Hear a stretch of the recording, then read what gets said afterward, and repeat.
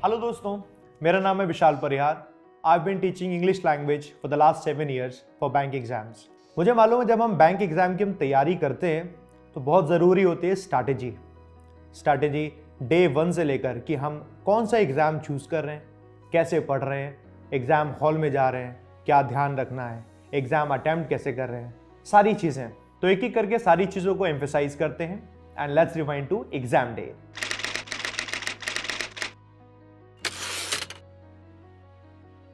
Usually होता है क्या है दोस्तों कि हमारी तैयारी हो गई, खूब सारी तैयारी हम लोगों ने कर ली, खूब पढ़ लिया, बट एक दिन पहले भी हमें लगता है कि यार एक काम करते हैं, थोड़ा ये भी पढ़ ले रहे हैं, थोड़ा मैथ्स पढ़ ले रहे हैं, थोड़ा रीजनिंग पढ़ ले रहे हैं। उस दिन वो पढ़ा था कॉन्सेप्ट, वो अभी भी दिक्कत कर रहा है, थोड़ा ये रिवाइज कर लें, ये भी कर लें, ये भी कर लें, ये भी कर लें। इस चक्कर में होता क्या है, हम उस पूरे के पूरे दिन को वेस्ट कर देते हैं और रिवाइज करने के इस चक्कर में हमारे दिमाग में एक डर बन जाता है कि कल एग्जाम है, क्या क्या करना है, कहीं ये ना छूट जाए, कहीं ऐसा ना छूट जाए, कहीं ये ना हो जाए। टीचर से पूछ लिया, ऑनलाइन ढूंढा, कहीं ये कर लें, क्या सर ये रह गया, ये पढ़ लें, ये पढ़ लें, ये पढ़ लें। और हम जबरदस्ती का अपने दिमाग को पैनिक वाली सिचुएशन में डाल देते हैं। सबसे पहली चीज ये बिल्कुल नहीं करनी है, रिलैक्स करना है। कोई बात नहीं, जितना पढ़ा है खुद पर कॉन्फिडेंस रखो कि हाँ जितना मैंने पढ़ लिया सफिशिएंट है। अब उतना जितना पढ़ा है उसको मुझे बस 100% देकर आना है।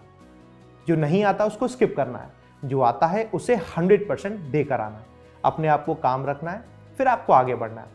कई सारे स्टूडेंट्स दिक्कत क्या हो जाती है, रात भर पढ़ते हैं, कितना रात में पढ़ते हैं, जितना हो जाएगा उतना बढ़िया है। इंग्लिश में वोकैबुलरी याद कर लेते हैं, हो सकता है लास्ट टाइम पे जो वोकैब याद की हो वो आ जाए, कोई ईडियम याद की हो जाए वो आ जाए। लाओ पजल देख ले रहे हैं, थोड़ा ये कॉन्सेप्ट देख ले रहे हैं, रीअरेंजमेंट कर ले रहे हैं। रात भर अपनी इतनी खराब कर देते हैं कि सुबह जब जाते हैं ना एग्जाम देने तो उनको लगता है कि नहीं, आधा दिमाग तो उनका हैंग हो रखा होता है। ये जो आती हुई चीजें वो हम नहीं कर पाते, ऐसी चीजें नहीं करनी है। So now let's talk about कि उस दिन हम किस तरीके से अपने आप को काम रख सकते हैं। सबसे पहली चीज, आपको अब किताबें बार बार पलटने की जरूरत नहीं है, आपको वीडियोस को बार बार देखने की जरूरत नहीं है। थोड़ा अपने आप को काम रखिए। आपने जो भी कुछ पढ़ा हुआ है खुद उस पर विश्वास रखिए। ये करने की जरूरत नहीं है बार बार दोस्तों को कॉल कर रहे हैं, है ना, कि हम उसने कितना कर लिया और मैंने कितना किया। ये कर लो कि ठीक है मैंने इतना कर लिया, क्या कल की तैयारी कर ली। कल की तैयारी, आपको एग्जाम सेंटर पर जाना है, कैसे पहुंचना है। कई बार छोटी छोटी चीजें हमारी मिस हो जाती हैं, वो मिस नहीं होने देनी है। मैं एक छोटा सा इंसिडेंट बताता हूँ। मैं एग्जाम सेंटर पर जब जाता हूँ तो मुझे मालूम पड़ता है कि वहां कोई स्टूडेंट पहुंचा और उसने 2 फोटो की जगह एक ही फोटो ले गया। ऐसी छोटी छोटी मिस्टेक कर जाते हैं, तो ये चीजें नहीं करनी। आप उसकी तैयारी रखिए, आराम से पहुंचिए, एकदम काम होगा। ये होगा आपका डे, एक दिन पहले क्या क्या आपको प्रिपेयर रखना है।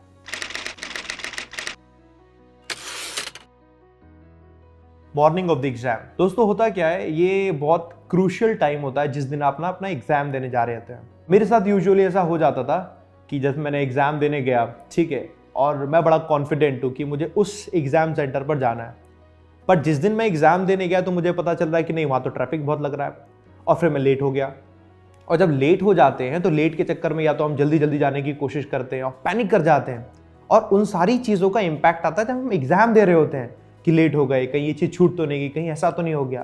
तो कोशिश करिए, हो सकता है अगर एग्जाम सेंटर पर आप पहले ही जा सकते हो, एक दिन पहले जाकर चेक कर सकते हो तो बिल्कुल चेक कीजिए, और नहीं जा सकते हो थोड़ा टाइम ना पहले से लेकर चलिए। आपके पास टाइम एक्स्ट्रा होगा तो इजीली आप पहुंच जाएंगे, आपको कोई प्रॉब्लम समस्या होगी नहीं, तो आप आराम से पहुंचेगा, काम होकर पहुंचेगा। ये मेरा सजेशन, ये बहुत ज़्यादा ज़रूरी, जो पढ़ाई के अलावा हमें बहुत ज़्यादा हेल्प करता है अपने आप को काम रखने में और अच्छा इंप्रूव स्कोर लाने में भी।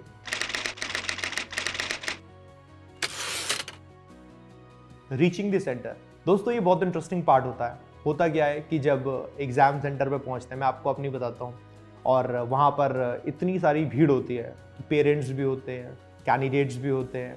कुछ कैंडिडेट्स बात कर रहे होते हैं कि एग्ज़ाम बहुत डिफिकल्ट आएगा, पिछली बार बहुत डिफिकल्ट आया था। उसको सुनकर कई बार लगता है अरे सच में बहुत डिफिकल्ट आया। तो कुछ कहते हैं नहीं डिफिकल्ट नहीं आएगा, थोड़ा आसान आएगा, इस बार पैटर्न थोड़ा बदला हुआ है। लेकिन तुरंत फिर कोई कह देता आसान तो आएगा लेकिन कट ऑफ बहुत ज़्यादा जाएगी। और अब ऐसी हम चीज़ें सुन रहे होते हैं, ये हर कोई ना कुछ कह रहा होता है, अपने अपने एक्सपीरियंस। बट इन सारी चीज़ों का कोई लेना देना नहीं है। एग्ज़ाम में क्या आएगा किसी को नहीं पता है। जो एग्ज़ाम में आएगा वो सबके लिए इक्वल होगा। जिसने पढ़ाई करी हुई है वो बिल्कुल करके आएगा। तो इस चीज़ से आप घबराना नहीं और इस चीज़ को अपने दिमाग में मत रखना। ये चीज़ बहुत ज़्यादा इम्पैक्टफुल होती है, क्योंकि आप अगर जब वहाँ शांत हो जाएंगे ईजिली आप एग्ज़ाम देकर भी आएंगे। दूसरी एक चीज़ और होती है, जब वहाँ पर पहुँचते हैं ना तो कई बार क्या होता है, हम अपने रोल नंबर को ना जल्दबाजी में, हड़बड़ाहट में पढ़ते हैं, और कई बार हड़बड़ाहट में पढ़ने पर कभी किसी क्लासरूम में चले जाते हैं। और इन्विजिलेटर को ये बहुत बार, हर सेंटर में देखें, हर बार ऐसा करना पड़ता है, नहीं आपका रोल नंबर ये नहीं, ये है। कोई बड़ी बात नहीं, बहुत छोटी सी चीज़ है, लेकिन जिसके साथ ऐसा होता है ना, बस उसके दिमाग में हो जाता है कि अरे नहीं, मेरा कुछ छूट तो नहीं गया, कहीं मैं लेट तो नहीं हो गया। तो ऐसी छोटी छोटी चीज़ों को बिल्कुल एकदम इक्वल सही तरीके से आप तभी कर पाएंगे जब अपने आप को आप शांत रखेंगे। तो वहां जाकर भी आप अपने आप को बिल्कुल एकदम शांत रखना।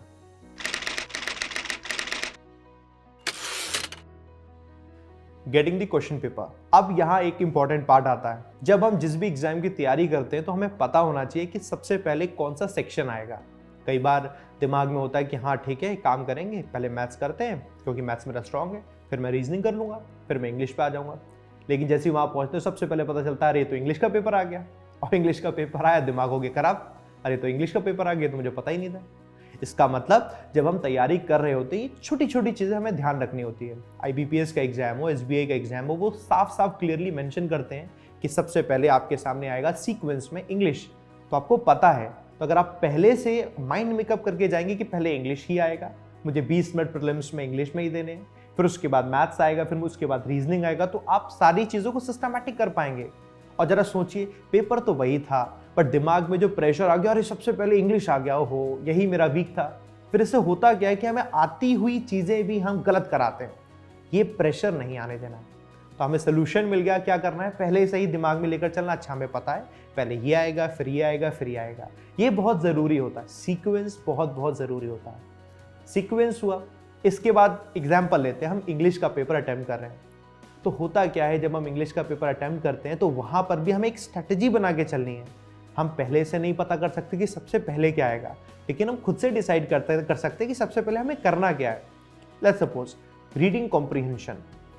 बिना रीडिंग कॉम्प्रिहेंशन के कोई इंग्लिश का पेपर बनता ही नहीं है, यानी रीडिंग कॉम्प्रिहेंशन आएगा ही आएगा। तो आप दिमाग में लेकर चलो, मेरा रीडिंग कॉम्प्रिहेंशन अगर वीक है तो मुझे एंड में करना है, अगर स्ट्रांग है तो सबसे पहले करना है। ये चीज अगर आप पहले से सिस्टमैटिक तरीके से रखोगे तो आप इजीली कर पाओगे।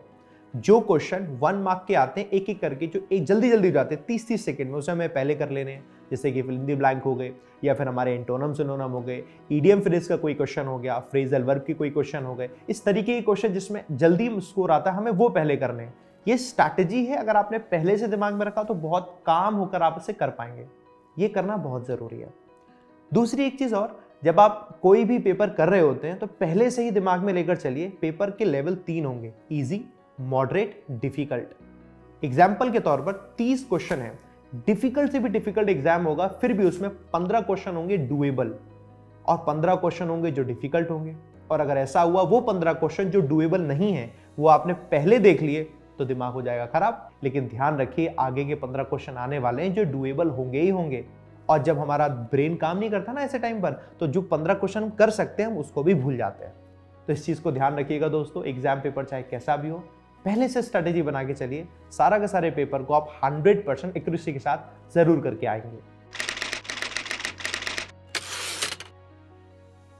Paper attempting strategy, maths, reasoning, English. अब इन तीनों सेक्शन में सबसे पहले दोस्तों इंग्लिश आता है। आप इंग्लिश को कैसे सॉल्व करते हैं, स्टार्ट किया अगर आपने, तो आपको कुछ चीज़ें जो बड़ी कॉमन होती हैं, जैसे कि रीडिंग कॉम्प्रिहेंशन, रीअरेंजमेंट, जिसको लगता है कि इसको सॉल्व करना बड़ा मुश्किल है, तो उनकी कुछ टिप्स जान लेते हैं, है ना। जैसे कि दोस्तों रीडिंग कॉम्प्रिहेंशन को अगर आपको करना है ना, तो सबसे ज़्यादा ज़रूरी है कि हम रीडिंग कॉम्प्रिहेंशन को पढ़ें नहीं पहले, मतलब रीडिंग पहले नहीं करनी। ये जो स्ट्रैटेजी होती है टाइम टेकिंग ज़्यादा होती है, टाइम ज़्यादा लग जाता है और इससे आंसर नहीं आ पाता। हमें कोशिश करनी है कि पहले हम सारे के सारे जो क्वेश्चन हैं, क्वेश्चन को पढ़ेंगे।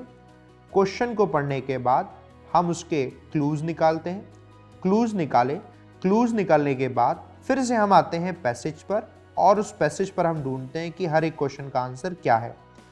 इससे होता क्या है दोस्तों, जैसे कि आप स्टार्ट करते हो ना, तो पैसेज स्टार्ट करते ही होगा क्या कि आपने शुरुआत का ही 1 मिनट दिया, 1 मिनट में एटलीस्ट आपने 2 से 3 क्वेश्चन पढ़ लिए होंगे, और आते आते जब तक 2 मिनट होगा ना, 2 मिनट तक, तब तक आपके आरसी के ही कम से कम 2 से 3 क्वेश्चन आ चुके होंगे। आपका कॉन्फिडेंस वहीं से बूस्टअप होने लग जाएगा। हर आरसी में आपके एक दो क्वेश्चन वोकैबुलरी का ज़रूर होता है। शुरुआत के 2 से 3 मिनट की जब आपके वोकैबुलरी और क्वेश्चन में 3-4 क्वेश्चन आ जाएंगे ना, आपका कॉन्फिडेंस बूस्ट हो जाएगा। बस इतना ही करना है हमें ज़रूरी नहीं होता कि हमें सारा का सारा पूरा का पूरा आरसी करना है। क्यों करना है पूरा आरसी? हमें उतना करना है जितना हमें आ रहा है, और जो करना है 100% एक्यूरेसी के साथ करना है। ये चीज़ हमें ध्यान रखनी है आरसी के सेक्शन को सॉल्व करने के लिए। दोस्तों, रीडिंग कॉम्प्रिहेंशन हो गया। अब रीअरेंजमेंट में सबसे ज़्यादा ज़रूरी क्या होता है, हम उसको देख लेते हैं, क्योंकि ये भी सेक्शन काफ़ी ज़्यादा इंपॉर्टेंट होता है। अब जैसे कि रीअरेंजमेंट में ईजी है, कोई दिक्कत नहीं, हर कोई कर लेगा। मॉडरेट पेपर आया तो भी कोई भी कर लेगा। अब डिफिकल्ट आता है, वहां पर बहुत से स्टूडेंट जो छोड़ देते हैं ना, बस वो रह जाते हैं। आपको वहां नहीं छोड़ना। करना क्या है दोस्तों, सबसे पहले जितनी भी लाइंस दी हुई हैं, हमें इन सब के पेयर बनाने की कोशिश करनी है कि ऐसा क्या करें कि पेयर बन जाए। और पेयर कैसे बनते हैं, हमें ढूंढने हैं कनेक्टर्स, यानी कि कंजंक्शंस।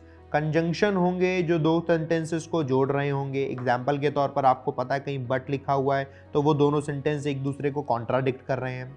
कहीं पर हाउएवर लिखा हुआ है तो हमें समझ में आ गया कॉन्ट्राडिक्ट कर रहे हैं। कहीं बिकॉज लिखा हुआ है तो हमें समझ में आ गया अच्छा रीज़न दे रहे हैं। हमें ऐसी छोटी छोटी चीज़ें समझनी होती है जिससे कि हमारे दो सेंटेंसेस जुड़ रहे होते हैं। और कुछ नहीं है दोस्तों, अगर हमारे दो दो के पेयर बनना शुरू हो गए, एक बार आपके पेयर बन जाएंगे तो वो एक दूसरे से कनेक्ट भी हो जाएंगे। बस यही स्ट्रेटेजी है। डिफिकल्ट कुछ नहीं होता है, बस ध्यान से देखोगे कंजंक्शन हर जगह दिए होते हैं, कनेक्ट करने के लिए ऑप्शंस हर जगह दिए होते हैं, उस तरीके से आपको इसे कनेक्ट करना है। बस ध्यान रखिएगा, फर्स्ट और लास्ट ये ढूंढने की कोशिश नहीं करनी, सिर्फ और सिर्फ पेयर बनाने की कोशिश करनी है, और बस इजीली आपका ये भी सॉल्व हो जाएगा। ऐसे करने हैं हमें दोनों सेक्शन को। इसके अलावा बाकी इंग्लिश में दोस्तों आपको याद करना होता है, ग्रामर पढ़नी होती है, जिसको अगर आप रेगुलर प्रैक्टिस करोगे तो आराम से हो जाएगा, उसमें दिक्कत नहीं होती। दिक्कत जहाँ होती है इसकी सिर्फ प्रैक्टिस करना। जितनी ज़्यादा प्रैक्टिस करेंगे उतनी जल्दी आपका ये सॉल्व भी हो जाएगा। How to correct English section. दोस्तों, प्रीलिम्स एंड मेंस दोनों की बात करते हैं। सबसे पहले प्रीलिम्स में आपके पास दोस्तों 20 मिनट होते हैं और 30 क्वेश्चन होते हैं। अब इन 20 मिनट में 30 क्वेश्चन को करने के लिए कोई ऐसा हार्ड एंड फास्ट रूल नहीं कि आपको 30 के 30 क्वेश्चन ही करने हैं। रूल ये है कि जितने आप कर रहे हैं 100% एक्यूरेसी के साथ हैं तो बिल्कुल बढ़िया है। अगर आपके 20 क्वेश्चन होते हैं, 22 क्वेश्चन होते हैं, 18 भी होते हैं, 15 भी होते हैं, नॉर्मलाइजेशन है। आपकी शिफ्ट अगर डिफिकल्ट आई होगी तो आपका इक्वल हो जाएगा और आपका स्कोर बढ़ जाएगा ऑटोमेटिकली। तो ज़रूरी है वो क्वेश्चन पहले अटेम्प्ट करना जिसमें आपका स्कोर ज़्यादा हो। सबसे पहले आप क्या कोशिश करेंगे, आप वो क्वेश्चन करें जिसमें 1 मार्क के क्वेश्चन आपको इजीली मिल जाए। जैसे कि रीडिंग कॉम्प्रिहेंशन में आए हुए एंटोनम सिनोनिम, अलग से पूछे गए हुए वर्ड स्वैप, वर्ड के यूजेज पूछे जा सकते हैं, मैच द कॉलम पूछे जा सकते हैं, आपके पास फिल इन द ब्लैंक्स हैं, एरर डिटेक्शन के क्वेश्चन है। ये वो क्वेश्चन है जो कि आपके कम टाइम लेते हैं, स्कोर आपको तुरंत दिला देते हैं। अब रीअरेंजमेंट आ गया, रीडिंग कॉम्प्रिहेंशन आ गया, इसको आप एंड में रखो। क्यों करना है पहले, है ना। ईडियम फ्रेजेस के क्वेश्चन या बाकी क्वेश्चन जो 1 मार्क के स्कोर के होते हैं और एक ही लाइन में पढ़कर कर सकते हैं तो आप उनको पहले करेंगे। तो ये तो आप स्ट्रैटेजी बनाएंगे प्रीलिम्स में, और पहले से कुछ सोच कर नहीं चलना है आपको कि नहीं 30 है तो 30 में से 30 ही करके आने हैं या 30 आउट ऑफ 30 ही करेंगे, उससे नहीं, ऐसा नहीं करना है। ऐसा करने से होता क्या है, हम जबरदस्ती कुछ क्वेश्चन को अटेम्प्ट कर देते हैं जो कि हो जाते हैं गलत। और नेगेटिव मार्किंग से बचना चाहिए, अदरवाइज क्या हुआ कि हमारी मेहनत ही खराब हो जाएगी। हमारे हिस्से से 1/4 वाला जो स्कोर है लेके चला जाएगा ना एग्जामिनर, वो नहीं करना है। ये तो बात हुई दोस्तों प्रीलिम्स की। Let's talk about mains exam. Mains की स्ट्रैटेजी कैसे रखनी है।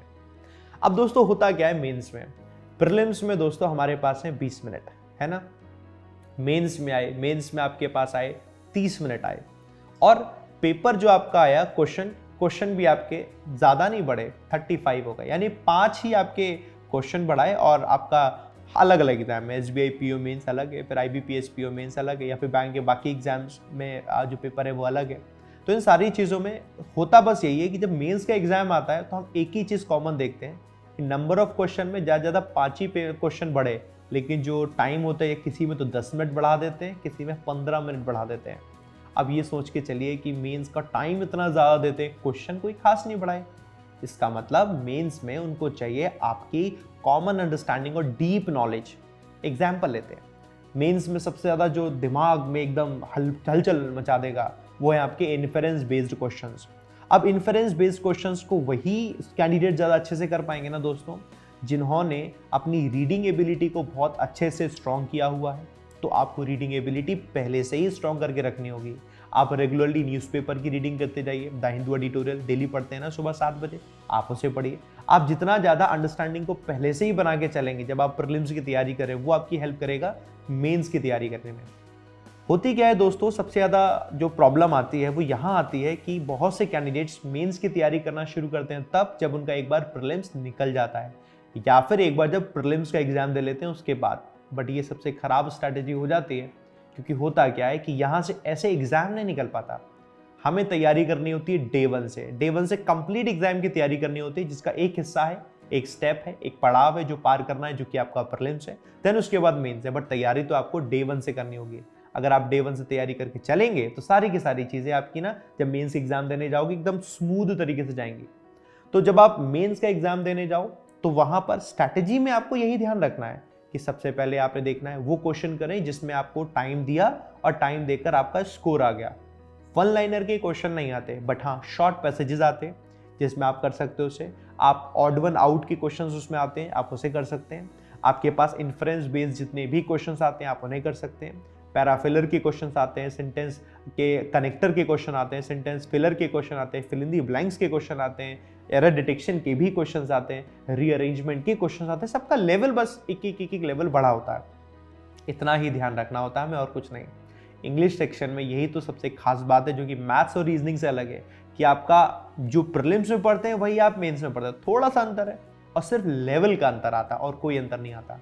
Mistakes to avoid for bank exams. दोस्तों इंग्लिश में मैं सिर्फ आपको 2 ही पॉइंट बताऊंगा जो कि स्टूडेंट्स करते हैं। लोगों को लगता है कि इंग्लिश जो है हम बहुत हाई फाई वाली कोई इंग्लिश पढ़ रहे होते हैं, ऐसा नहीं है। आपने अपनी 10th स्टैंडर्ड में जो बेसिक इंग्लिश पढ़ी है, बस वही आपको पढ़नी होती है और कुछ नहीं।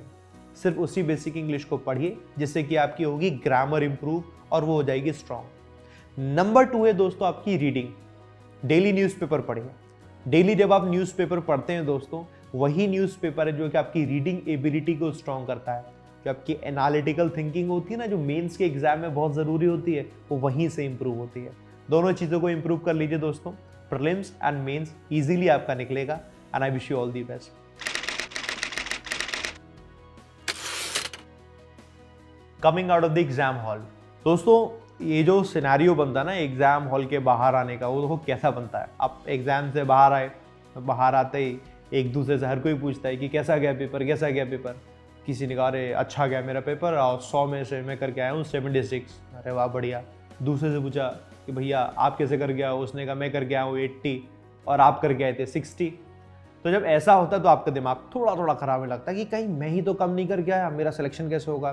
फिर आप फटाफट से यूट्यूब ओपन करते हो, आप देखते हो कि यूट्यूब पर क्या दिखाया जा रहा है। यूट्यूब पर दिखाया जा रहा है कि स्टूडेंट कितने कर गया, वो बता रहा है मैं 76 कर गया, कोई बता रहा है मैं 78 कर गया, 82 कर गया। आखिर कितने बच्चे ऐसा करके आए? 10, 15, 20, 50, 100। अब वो 100 बच्चे भी करके आए तो क्या वो 80 के 80 करेक्ट हैं? 80 करके आए, 80 में से 70 उनके सही थे, 10 गलत हो गए, तो बस और पीछे आ गए।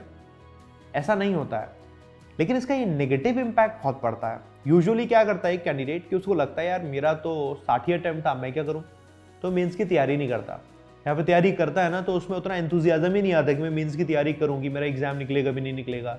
फिर जब रिजल्ट आता है ना, रिजल्ट आने के बाद जब उसे लगता है यार मेरा तो सिलेक्शन हो गया, प्रीलिम्स मैंने क्लियर कर लिया, मेंस करना है। प्रीलिम्स क्लियर किया और मेंस में जाने के लिए जो बीच में रिजल्ट के बाद से टाइम बचता है ना, मैक्स टू मैक्स मिलता है आपको 15 से 20 दिन। 1 महीना तो टोटल होता है रिजल्ट आने और उसके बीच में 15 से 20 दिन मिलता है। अब 15 से 20 दिन में क्या ही तैयारी होगी। ये गलती दोस्तों आप बिल्कुल मत करना। लेकिन एग्जाम हॉल से जब आप बाहर आते हो तो वो उस वक्त जो दिमाग में आपके भर जाता है ना, और उस चक्कर में ही बहुत से कैंडिडेट्स एग्जाम्स की तैयारी रोक ही देते हैं। आप ये गलती बिल्कुल मत करना दोस्तों, इस चीज को ध्यान रखना। एग्जाम की तैयारी कॉन्टिन्यूसली बनाए रखना, तो इस तरीके से आप पढ़ेंगे, आपका मेंस का एग्जाम भी डेफिनेटली निकलेगा। बाकी I wish you all the best. Regularly पढ़ते जाइए, अच्छे से पढ़ते जाइए। अनअकैडमी पर टीम एबीपी आपको पढ़ाती है और आप उनसे पढ़िए। इंग्लिश को पढ़ने के लिए आप मेरे बैंकर बैच को ज्वाइन कीजिए। टीम एबीपी के साथ सीखेंगे आप मैथ्स, रीजनिंग, इंग्लिश, जीए सब अच्छे से तैयारी करते हुए आप सिलेक्शन लीजिए। मेरी शुभकामनाएं दोस्तों आप सभी के साथ में। अनअकैडमी पर आकर ज्वाइन करना है तो बिल्कुल ज्वाइन कीजिए। टीम एबीपी का कोड है ABP1010, इसको लगाएंगे तो आपको एक बेनिफिट है, जो भी आप सब्सक्रिप्शन ले रहे होंगे 10% ऑफ आपको उसमें मिल जाएगा। Thank you very much, all the best. मिलते हैं दोस्तों आपसे तब जब आपका सिलेक्शन हो जाएगा। Thank you.